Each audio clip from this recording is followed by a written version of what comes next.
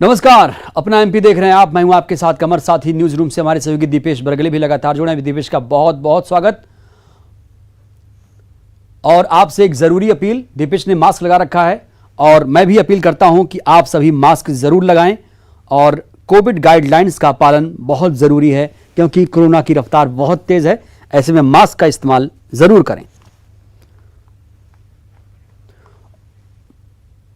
और इस वक्त की बड़ी खबर, क्राइसिस मैनेजमेंट की बैठक में कई जिलों में लॉकडाउन बढ़ाने का फैसला लिया गया।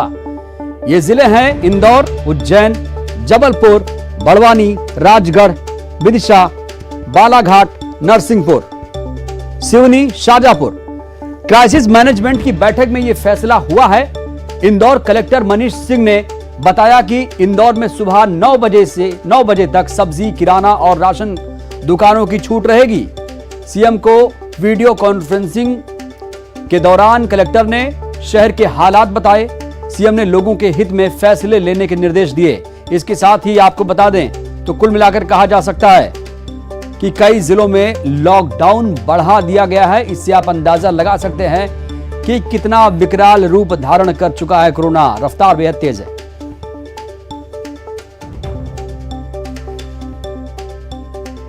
स्थितियां हैं इस समय, उसके बारे में भी पूरा सीएम साहब ने अवगत हुए, पूरे सभी सदस्यों, सम्मानित सदस्यों द्वारा अवगत कराया गया है किस तरह की परिस्थितियां हैं, किस प्रकार के पेशेंट्स पूरे आसपास के ज़िलों से भी आ रहे हैं और किस तरह का प्रेशर है हॉस्पिटल मैनेजमेंट पे। और भी जो इस तरह की परिस्थितियों में जो मेडिकल ट्रीटमेंट पे किन किन बिंदुओं पे बहुत ज़्यादा ओवरलोडिंग चल रही है, उसमें भी डिस्कशन डिटेल हुए। और इसको ईज आउट करने के लिए या आने वाले दिनों में ये संख्या और ना बढ़े निरंतर, क्योंकि कल की जो स्थिति है वो अगले 10 दिन तक उसका असर देखने को मिलेगा। 7 दिन, 8 दिन, 10 दिन मिलेगा, पर ये परिस्थिति और ना बढ़े, 10 दिन के बाद और विस्फोटक ना हो, उसको देखते हुए मत था सभी सम्मानित सदस्यों का कि माननीय मुख्यमंत्री जी को सजेस्ट किया उन्होंने कि सब कुछ दिनों का हमको ये लॉकडाउन एक्सटेंड करना चाहिए हमको। और माननीय मुख्यमंत्री जी ने डेलीगेट किया है पावर क्राइसिस मैनेजमेंट ग्रुप के सदस्यों को कि जो निर्णय शहर के हित में उचित लगे, वो जो भी क्राइसिस मैनेजमेंट ग्रुप अपना निर्णय लेगा, सरकार की उसमें सहमति रहेगी। तो क्राइसिस मैनेजमेंट की बैठक में बड़ा फैसला। इंदौर, उज्जैन, जबलपुर, बड़वानी, राजगढ़, विदिशा, बालाघाट, नरसिंहपुर, सिवनी, शाजापुर में लॉकडाउन बढ़ा दिया गया है। बड़ी खबर इस वक्त की, क्राइसिस मैनेजमेंट की बैठक में यह महत्वपूर्ण फैसला हुआ है। आपको बता दें, इंदौर कलेक्टर मनीष सिंह ने भी कहा है कि इंदौर में सुबह 9 बजे तक सब्जी, किराना और राशन दुकानों की आपको छूट मिलती रहेगी। और आप देख पा रहे हैं किस तरीके से कलेक्टर से वीडियो कॉन्फ्रेंसिंग के दौरान सीएम रूबरू हुए और सीएम ने लोगों के हित में फैसले लेने के निर्देश दिए। प्रशासन के ऊपर पूरा छोड़ दिया है कैसे जिला चलाना है, क्या क्या स्टेप लेने हैं।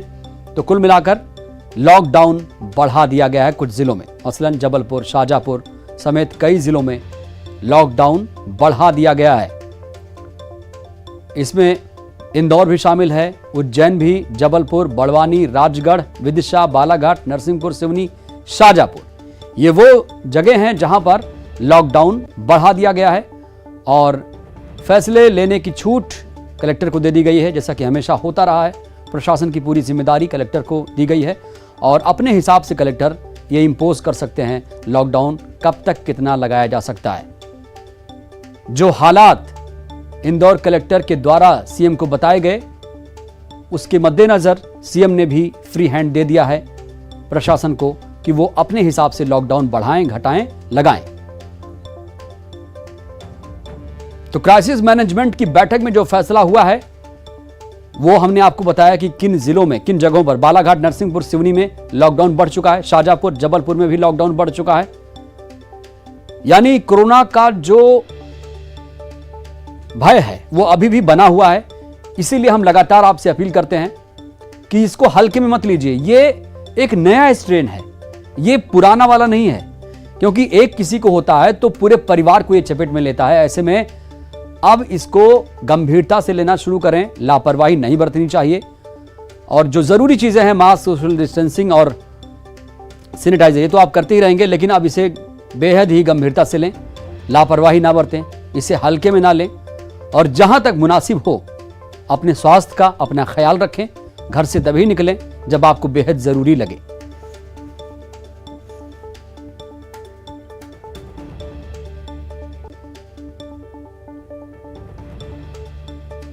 और इस वक्त हमारे दो संवाददाता जुड़ रहे हैं, अनुराग श्रीवास्तव भोपाल से और उज्जैन से भी जुड़ेंगे हमारे संवाददाता आनंद निगम। अनुराग, आज जो क्राइसिस मैनेजमेंट की बैठक हुई है उसमें बेहद ही महत्वपूर्ण फैसले लिए गए हैं और कई जिलों में लॉकडाउन बढ़ा दिए गए हैं, इंदौर उज्जैन में और मसलन कई। फिलहाल बताइए आप, राजधानी भोपाल में क्या स्थिति है?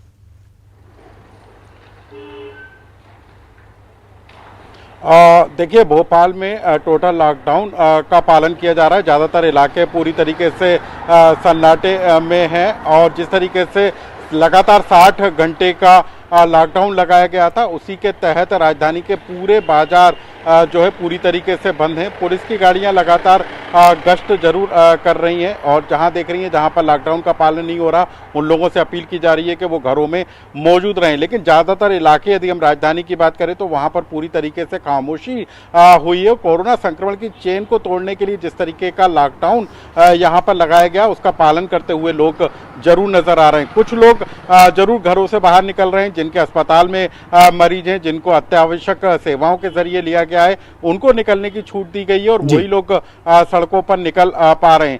तो कुल मिलाकर राजधानी के यदि हाल की अभी की बात करें तो पूरी तरीके से लॉकडाउन का पालन किया जा रहा है। बिल्कुल, ये भी आरोप लग रहे हैं अनुराग की विपक्ष आरोप लगा रहा है कि दमोह को छोड़ दिया गया, बाकी हर जगह इंपोज किया गया है। इस पर भी सियासत हो रही है।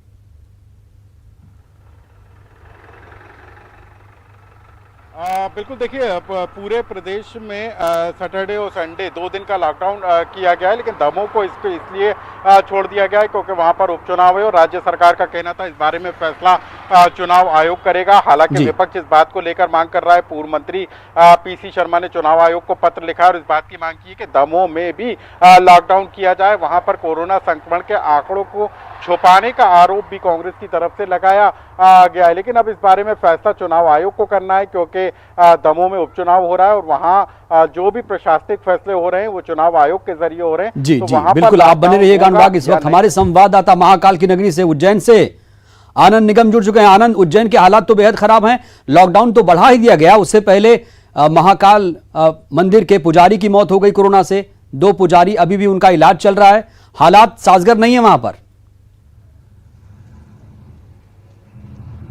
बिल्कुल, देखिए अगर पिछले लॉकडाउन की बात करें तो उससे बदतर हालात इस समय यहाँ पे दिखाई दे रहे हैं। बात करें अगर कोरोना संक्रमित मरीजों की, तो लगातार यहाँ पे कोरोना संक्रमितों का जो आंकड़ा है वो रिकॉर्ड तोड़ रहा है। पिछले अगर कल की बात करें तो 150 मरीज यहाँ पर कुल संक्रमित मिले हैं। उसके बाद आज जो क्राइसिस मैनेजमेंट की मीटिंग हुई है उसके बाद ये बड़ा निर्णय लिया गया कि महाकाल मंदिर सहित शहर के जितने भी धार्मिक स्थल है उनको अगले आदेश तक 19 तारीख तक के लिए इसको बंद कर दिया गया है। साफ तौर पर आपको बता दूं कि ऐसा इतिहास में पहली बार हो रहा है कि महाकाल मंदिर दूसरी बार आम श्रद्धालुओं के लिए बंद होने जा रहा है और आज से ये बंद हो ही चुका है। अब 19 अप्रैल को ये खुलेगा 6 बजे के आसपास, यानी आम श्रद्धालुओं को यहाँ पर एंट्री पूरी तरीके से बंद कर दी गई है। जी कमल जी। बिल्कुल आनंद, बड़ा सवाल ये है कि जब लॉकडाउन बढ़ाया गया तो जाहिर सी बात है लोग भी उस तरह से उसका पालन कर रहे होंगे, क्योंकि ये लोगों की सेहत से जुड़ा मामला है।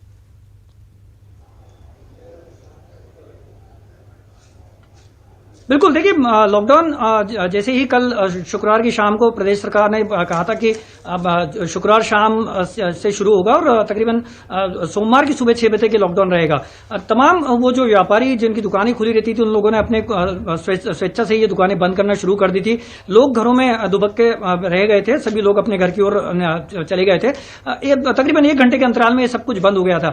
लेकिन जिस तरह से कोरोना का संक्रमण बढ़ा है पिछले तकरीबन 15 दिनों में, ये बेहद खतरनाक है। लोगों की यहाँ संक्रमित संख्याओं की संख्या, चलिए बिल्कुल आनंद, लोगों को बेहद ही सावधानी बरतने की आवश्यकता है। और हालांकि जो हालात अभी भोपाल में बताया अनुराग ने कि वहां पर लोग बेहद जागरूक हैं और हर गाइडलाइन, जो भी गाइडलाइंस हैं उनके नियमों का पालन किया जा रहा है।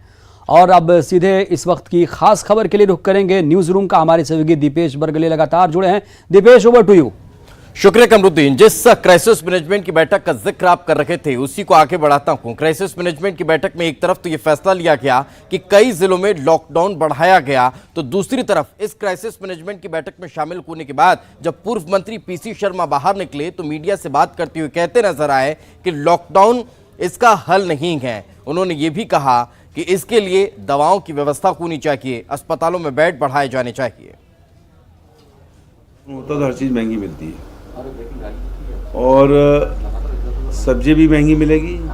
इनका कोई प्लान नहीं है, अचानक ये लॉकडाउन कर दिया, कोई व्यवस्था है नहीं। पहले एक संडे को हुआ करता था, अब सैटरडे जोड़ दिया, और जैसा आप लोग बता रहे हो कि और बढ़ाने का है, तो हम लॉकडाउन के कहीं पक्ष में नहीं है, क्योंकि लॉकडाउन इसकी तोड़ नहीं है। इसका तोड़ है वैक्सीनेशन फुल, बेड, इलाज, ऑक्सीजन।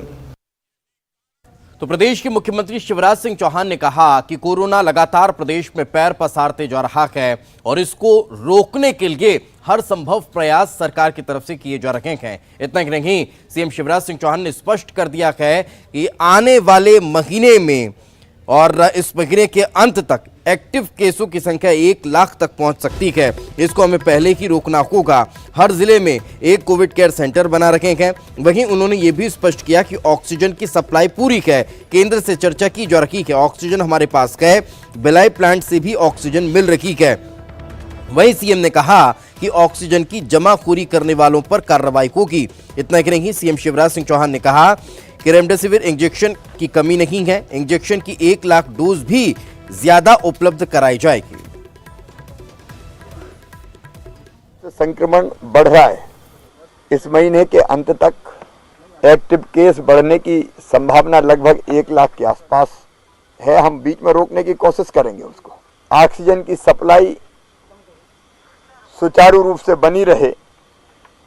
मैं बताना चाहता हूं कि हमें जहां 3 दिन पहले 60 मीट्रिक टन ऑक्सीजन हमें प्राप्त हो रही थी, वहां कल 180 मीट्रिक टन ऑक्सीजन हमको प्राप्त हुई है। मैं अपील करता हूं कि हम ऑक्सीजन की कमी नहीं आने देंगे। हर संभव हम प्रयास कर रहे हैं, लेकिन जिसको जितनी ऑक्सीजन की आवश्यकता हो वो उतनी ऑक्सीजन मांगे। जहां तक इंजेक्शन का सवाल है, हमने 1 लाख इंजेक्शंस के ऑर्डर्स दिए हैं। आपूर्ति प्रारंभ हो गई है। परसों 2000 मिल गए थे, आज फिर मिलेंगे। उसके लिए हम टेंडर भी कर रहे हैं, लेकिन अभी तो हमने क्योंकि जल्दी चाहिए थे तो कुछ आदेश ऑर्डर सीधे कर दिए, तो इंजेक्शन भी प्राप्त होना प्रारंभ हो गए हैं। इंजेक्शन का भी प्रोटोकॉल है, जो बेहतर व्यवस्था हो सकती है, बेहतर से बेहतर, क्योंकि परिस्थितियां तो जैसी है वो पहले हमने कभी देखी नहीं है। तो इंदौर में कोरोना संकट लगातार बढ़ता जा रहा है और अब यहां पर अस्पतालों में बिस्तर की कमी नजर आ रही है। परिजनों को यानी कि मरीजों को एक अस्पताल से दूसरे अस्पताल लेकर जाते हुए नजर आ रहे हैं, लेकिन उसके बाद भी उन्हें बेड की उपलब्धता नहीं है। परिजनों का आरोप है कि वह कई अस्पतालों में घूम कर आए हैं, लेकिन उनके परिजन को बेड उपलब्ध नहीं हो पा रहा है, जबकि उनकी हालत गंभीर है। कई ऐसे नर्सिंग होम हैं जहां मरीजों को लेकर एम्बुलेंस खड़ी है, लेकिन बेड नहीं मिल पा रहे। सरकार की कोई व्यवस्था ही नहीं है। हम परेशान हो रहे हैं। यहाँ पर कोई देखने वाला नहीं है। बेड नहीं मिल पाया। कितनी देर हो गई? अरे 1.5-2 घंटे हो गए हमको। आधा घंटा तो हम गेट पे खड़े रहिए और 1.25 घंटे से यहाँ सिर्फ बोल रहे कि कागज भर दो, कागज भर दो, ये लाओ वो लाओ। ऐसे टाइम पे आदमी क्या लाएगा? बोल रहे कि बेड की व्यवस्था कर दो, इमरजेंसी है। बोला यार यहाँ तो और भी 10 एम्बुलेंस खड़ी है और वहाँ भी इमरजेंसी है। यहाँ पे बेड फुल है और यहाँ पे भी आया रात को यहाँ पे मना कर दिया गया कि यहाँ पे बेड अवेलेबल नहीं है। इसके अलावा अरविंदो भी गए, अरविंदो में भी नहीं। यहाँ तक इंडेक्स तक गए रात को। हम 5 बजे घर पहुँचे, कोई बेड अवेलेबल नहीं मिला। अभी आज पे बोल तो रहे हैं कि करते हैं हम। पेशेंट की हालत काफ़ी ख़राब है। पेशेंट की हालत ज़्यादा ख़राब है, आप देखिए पेशेंट खुद ही। तो कोरोना संक्रमण की भयावहता को आप इस बात से भी समझ सकते हैं कि ये अब महाकाल के दर तक पहुंच चुका है। बाबा महाकाल के दर में पुजारी चंद्रमोहन काका का कोरोना संक्रमण के चलते निधन हो गया। इसके अलावा कई और पुजारी कर्मचारी वहां पर संक्रमित पाए गए हैं, जिनका इलाज चल रहा है। आपको बता दें कि महाकाल मंदिर के 3 पुजारी और 4 कर्मचारी कोरोना संक्रमित पाए गए, जिसके बाद चंद्रमोहन जो काका हैं उनको इंदौर में भर्ती करवाया गया, जहां उनका दुखद निधन हुआ है।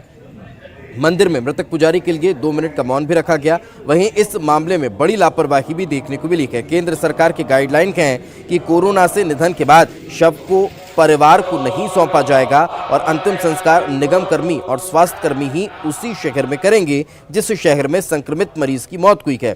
लेकिन महाकाल मंदिर के पुजारी चंद्रमोहन काका की मौत के मामले में कोरोना प्रोटोकॉल की धज्जियां उड़ी। सूत्रों की माने तो पुजारी की मौत इंदौर में होने के बाद भी शव को उज्जैन ले आया गया। इतना कि नहीं, कोरोना संक्रमितों के शवों के अंतिम संस्कार के लिए सुरक्षित त्रिवेणी घाट पर अंतिम संस्कार न कर चक्र तीर्थ पर उनका अंतिम संस्कार किया गया। दुखद सूचना मिल गई है कि हमारे वरिष्ठ पुजारी चंद्रमोहन जी पुजारी यहाँ नहीं, हमारे बीच में नहीं रहे। उसी तारतम्य में भगवान महाकालेश्वर से हम उनके लिए विनती करिए कि उनको अच्छी जगह मिले, भगवान स्वर्ग में अच्छी जगह मिले, भगवान महाकालेश्वर अपने शरण में प्राप्त हो, और उनके लिए हमने प्रार्थना करी है और श्रद्धांजलि दी है। सभी ब्रह्म मंडली ने उनका 2 मिनट तक उनके नाम से भगवान का यहाँ पे मौन रखा है। उसी के साथ में भगवान से प्रार्थना करते हैं कि सबको भगवान स्वस्थ रखे, मस्त रखे, किसी को भी इसका कोरोना के कारण किसी की भी मृत्यु नहीं हो, सब स्वस्थ रहे।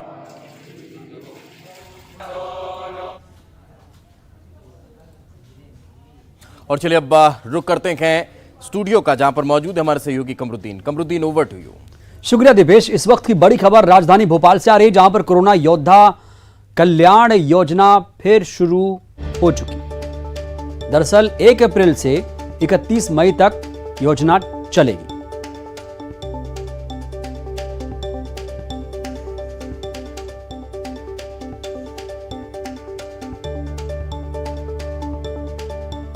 भोपाल में आपको बता दें, बड़ी खबर है इस वक्त की, आप देख रहे हैं। चालान काटने पर कार ड्राइवर भड़क गया। चालान काटने पर हंगामा किया। मंत्री के आप देख पा रहे हैं, चालान काटने पर कार ड्राइवर किस तरीके से भड़क गया। युवक ने इस दौरान पुलिस कर्मियों को भी धमकाया। तो मंत्री के नाम पर धौंस दिखाया। कार चालक का 50 रुपए का चालान कटा था। मामला रोशनपुरा पर चेकिंग के दौरान का है।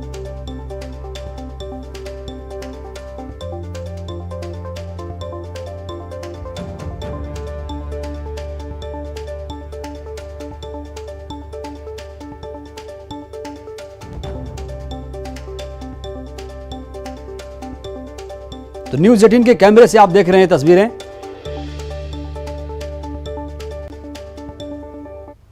और सीधे रुक करेंगे एक बार फिर से न्यूज रूम का। हमारे सहयोगी दीपेश लगातार जुड़े हैं। Deepesh, over to you.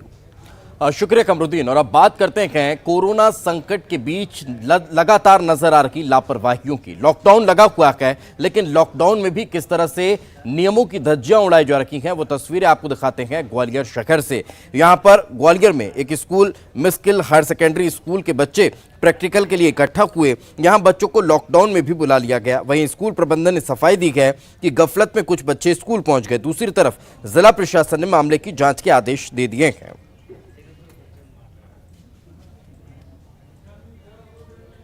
Actually क्या है, बच्चों को कम्युनिकेट नहीं हो पाया था आज का कि पेपर जो है उनका बोर्ड का प्रैक्टिकल था, 12th बोर्ड का, और उसकी वजह से कुछ बच्चे आए थे, उनको अपन कमरे में बिठा करके उनके पेरेंट्स को बुला करके वापस कर दिया गया। पेपर प्रैक्टिकल हुआ नहीं आज। सर, आपके आदेश कब आया था? मेरे को आज सुबह उनका भी फ़ोन आया था, अमर सिंह जी का, कि आपके स्कूल में प्रैक्टिकल हो रहा है। मैंने कहा नहीं, प्रैक्टिकल नहीं हो रहा है, कुछ बच्चे आए हुए हैं और वो पूछने के लिए आए थे, उनको वापस कर दिया गया क्योंकि बोर्ड का प्रैक्टिकल था उनका। पेरेंट्स को आपने पहले से कोई जानकारी नहीं दी थी जो बच्चे? नहीं, सारे बच्चों को दी थी, कुछ को कम्युनिकेट नहीं हो पाया था। लेकिन काफ़ी बच्चे थे क्लास चल रहे थे भाई, बच्चे तो 93 थे ना, 93 बच्चे हैं। उनमें से कल 2 बैच का तो कल प्रैक्टिकल हो गया था। कुछ बच्चे थे ग्राउंड में, हमने कोई भी एक्टिविटी कराई नहीं है उनकी ग्राउंड में, कोई एक्टिविटी, क्योंकि जो 8 तारीख को निकाला गया था, लेकिन आपके पास में आज ही क्यों आया सुबह? नहीं, प्रैक्टिकल तो चल रहा था, कुछ बच्चों को कम्युनिकेट नहीं हो पाया था। कल भी प्रैक्टिकल हुआ था और आज भी प्रैक्टिकल हुआ था। कुछ बच्चों को जिनको कम्युनिकेट नहीं हुआ था वो आए थे, उनको वापस कर दिया गया बिना प्रैक्टिकल लिए। तो और ज्यादा जानकारी के साथ हमारे सहयोगी सुशील हमारे साथ जुड़े हुए हैं। सुशील, अब इसको लेकर क्या किसी तरह की कोई कार्रवाई देखने को मिलने वाली है?